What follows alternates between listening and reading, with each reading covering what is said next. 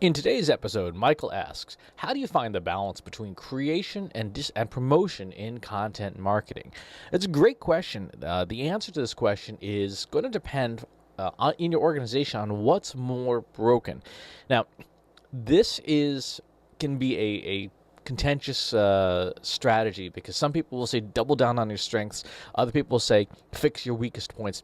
I'm personally a fan of the latter, of fixing your weakest point in any operational system until you hit diminishing returns. So, for example, say in your marketing operations funnel, you've got a 40% conversion from prospect to lead, but a 1% conversion from lead to opportunity. Honestly, rather than take that 40% to 45%, if you took that 1% to 2%, you would see significantly more return.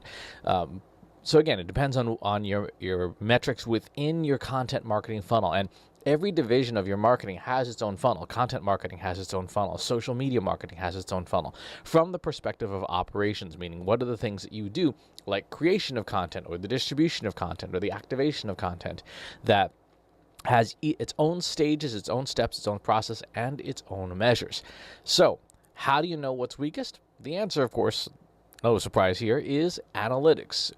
When you measure the steps in your content marketing operations funnel, you measure the step from stage to stage, creation, distribution, activation, and figure out where your content is doing least well. So what are those analytics? What are those metrics that you measure? Well, obviously, certainly one of the measures of content marketing is the ability to drive traffic to your website, get it to engage, and then get it to convert. So you're going to have the basics, right? But when it comes to creation and distribution in particular, these are measuring how is the quality of our content, meaning is the content itself doing its job of attracting the high quality engagement that we're looking for. And then the distribution, which is the publication or the promotion, well, technically activation is promotion, but distribution are things like new users, referral traffic, audience quality versus list signups. And then on the activation side, which is the paying side, what is your paid social reach? What is your cost per 1,000 impressions? What is your cost per click? What is your click-through rate? Those are activation measures to measure the efficacy of your ability to attract audiences via payment. So let's dig into some of these metrics. What are your creation metrics? When you're looking at the creation of content and you're trying to measure it, ultimately you're trying to figure out, is the content engaging? Is it doing its job of getting people to do stuff? So some of the metrics you'd be looking at would be organic search metrics, particularly unbranded organic search, because your content should be attracting people who are interested in more than just your name. Obviously, certainly your name is important, but it should also be topically relevant. Are you getting traffic that is relevant to what your business does? So this blog post is titled all about content marketing because I want people who are searching for stuff about content marketing to come to my website. Returning users is an important one, and it's an easy one to measure, but it's one a lot of people overlook because of the way that a lot of web analytics programs lay this out. Returning users tells you who's coming back, right? It's easy to get that first click. It's a lot harder to get that second click, that return traffic. And so if you're measuring returning users, you are by proxy measuring the quality of your content, the quality of your user experience, the quality of your engagement mechanisms to get people to come back to your website and engage again with your content. Time on page certainly is important, and getting people to spend more time on your site is a good thing. And this is where bounce rate has some relevance. If you want to lower your bounce rate, you don't necessarily need to lower your exit rate, but you definitely want to reduce the number of people who come in, read something, and like, that's okay, and then they go back out. If your content is great, they should come in, go, okay, that was good. What else is here? Right? And then read some more content, spend maybe some more time or browse a few more pages and then leave. Right? It's fine for them to leave. Exit rate, I'm not too worried about, but bounce rate, yeah, it's indicating if people just in and out and nothing else, or number of pages visited per session, And they're like, yeah, your content's not that good, especially for measuring new users' pages per session. First time they come in, they don't spend any time looking around, then maybe the content or the layout or whatever wasn't that good. So you need some creation help there. And of course, conversions. Is the content compelling enough to get somebody to say, yep, I want to sign up for your mailing list, or I want to have someone call me, or I want to download an ebook, or whatever the case may be. But those are all creation measures. The distribution measures, new users, is an obvious one. How good is your distribution mechanism at getting new people into your website?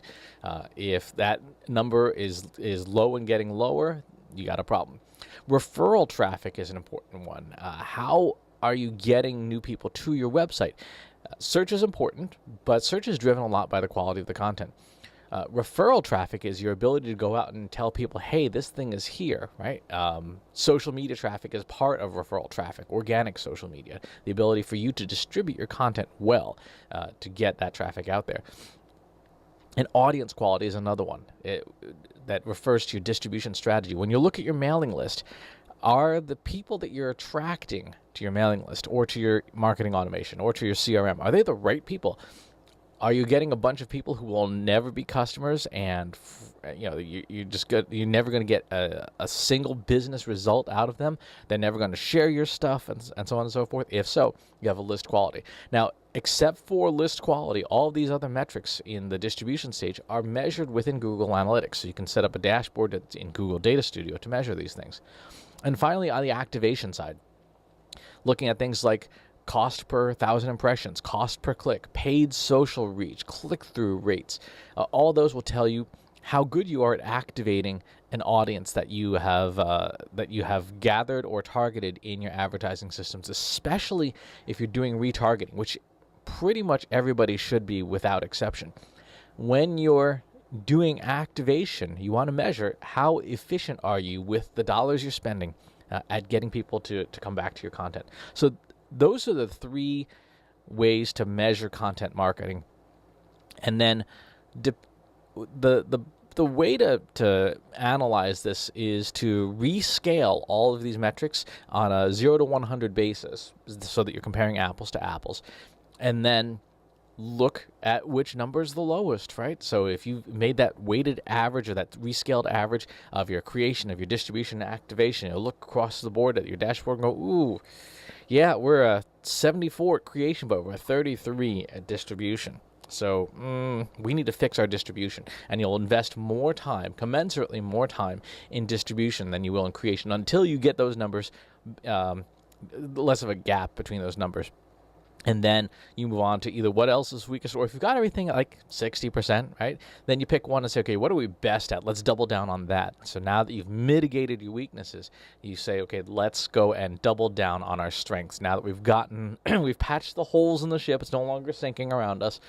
Now we can start rowing faster, right? You don't want to row faster while you got a hole in the bottom of the boat. So, great question. Complex question, and it requires you to spend some time on the analytics in order to put together those blended averages and come up with those quick scores that you can monitor frequently and say, yep, this is where we're going. This is what's most broken. Let's fix those things, and we can get ourselves back on track. So great question. If you have any follow-up questions, please leave them in the comments. And, of course, please subscribe to the YouTube channel and the newsletter. Thanks for watching. Want help solving your company's data, analytics, and digital marketing problems? Visit trustinsights.ai today and let us know how we can help you.